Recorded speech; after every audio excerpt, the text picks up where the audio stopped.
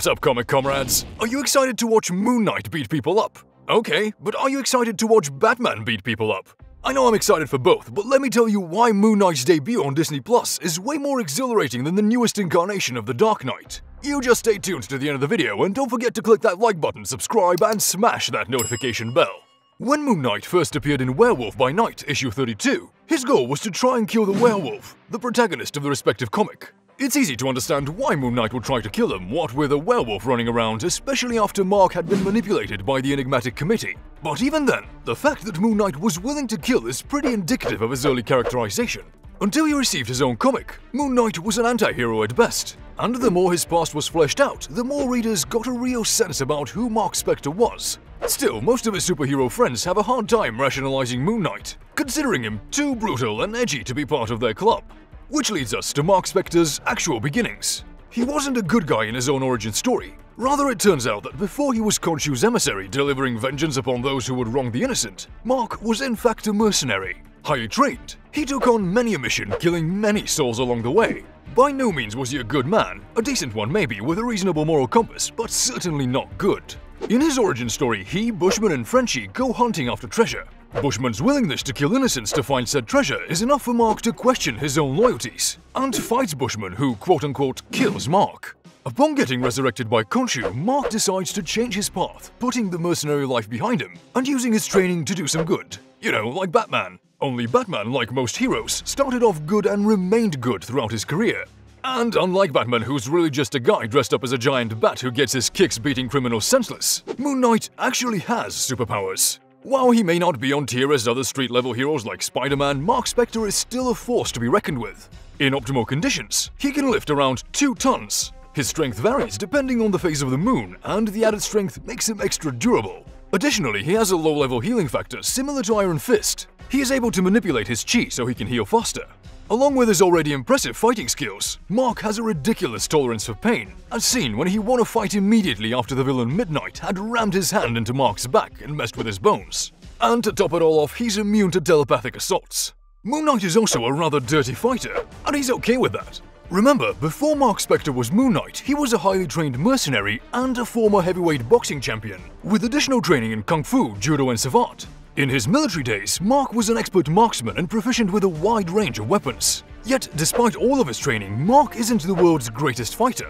You gotta be honest, in a world of aliens and irradiated green monsters, it's all Moon Knight can do to keep up with the rest of the superhero community. Even non-powered villains like Bullseye are too skilled for him to take on in a fair fight. But whereas Batman might be insulted by the notion that there's someone out there better than him, Moon Knight doesn't care.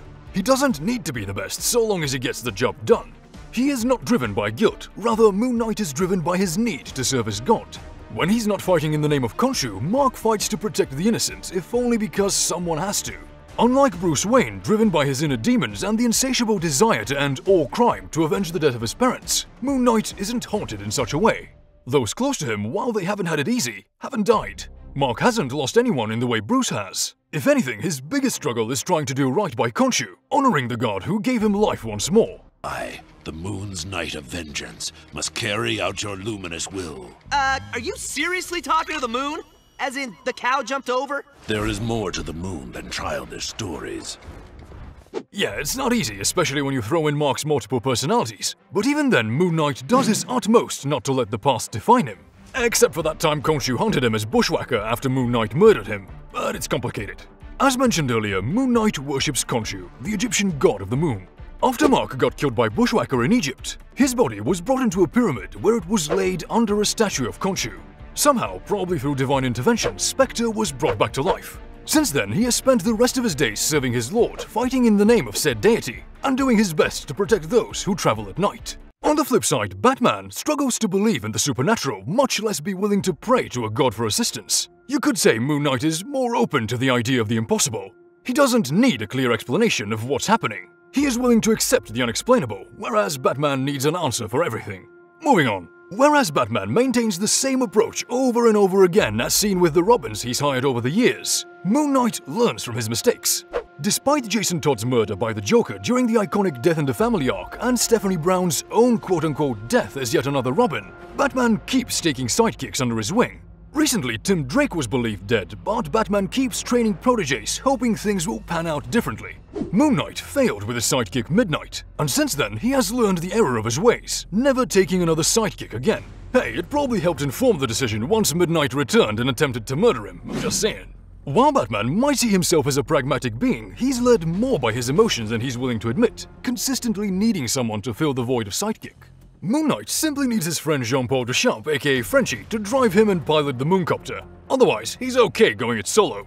Batman comics have some of the greatest villains in all of fiction. From the Joker to Poison Ivy, Batman's foes are dark and haunting reflections of himself. They represent his and the audience's deepest fears. They stand for the worst possible outcomes for any of us, and even Bruce, should our paths in life go awry. Moon Knight's villains are incredibly obscure. Many of them fail to have any real lasting power, forcing the hero to take on random villain after random villain.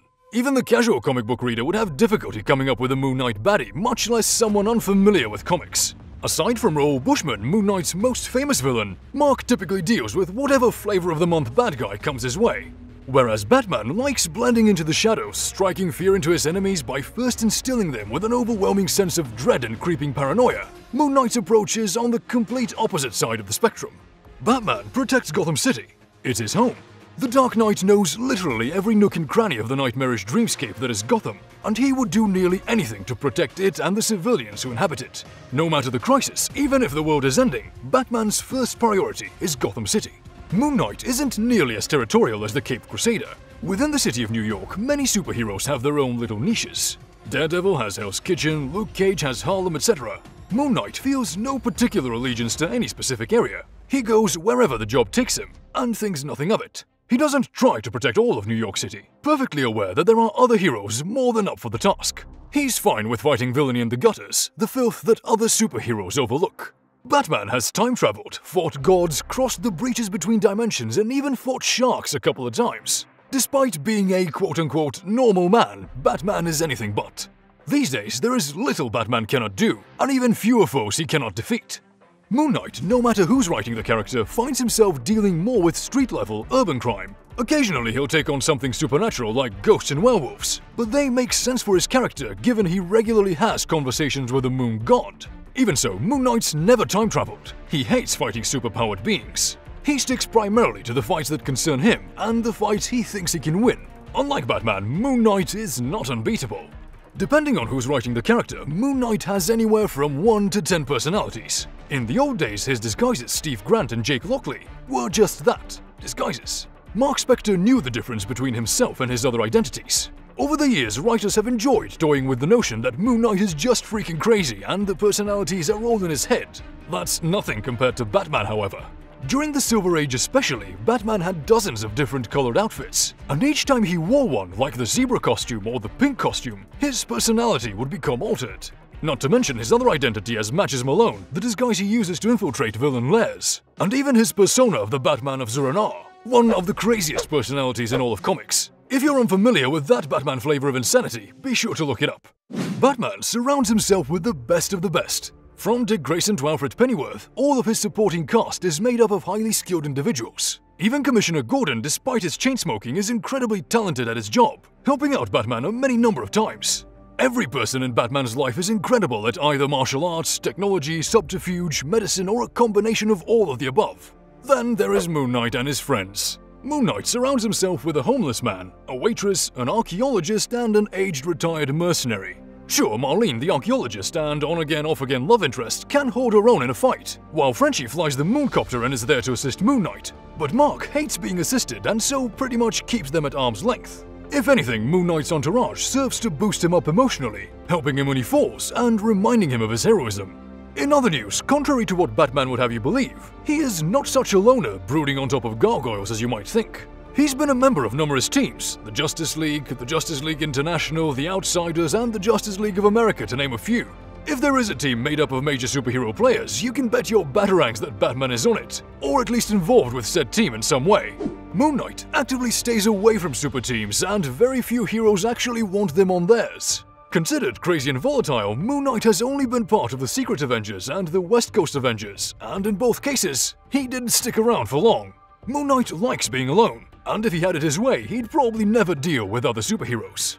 Unpopular opinion, anyone who jumps off roofs dressed as a giant bat probably has a few screws loose. No matter how you rationalize it, Batman is crazy. Real-life psychologists have examined the character thoroughly, and they've come to the conclusion that Batman is a loon. Heck, even the Caped Crusader is willing to admit there's something unhinged about him, as he single-handedly tries to end crime in memory of his dead parents. With Moon Knight, it's dealer's choice whether or not he's crazy.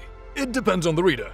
Some modern-day writers have Moon Knight as a nutcase with loads of personalities and everything else in his head. On the other hand, you have the more ambiguous early work, which leaves it to the reader to decide. Does Mark talk to Khonshu? Are his adventures in his head, or does he actually battle werewolves? It's choose your own adventure, Moon Knight style. So, who do you think will win in a fight? Moon Knight or Batman? Share your thoughts with me in the comment section below. And don't forget to hit that like button, subscribe, and rank that notification bell number 1. Peace out!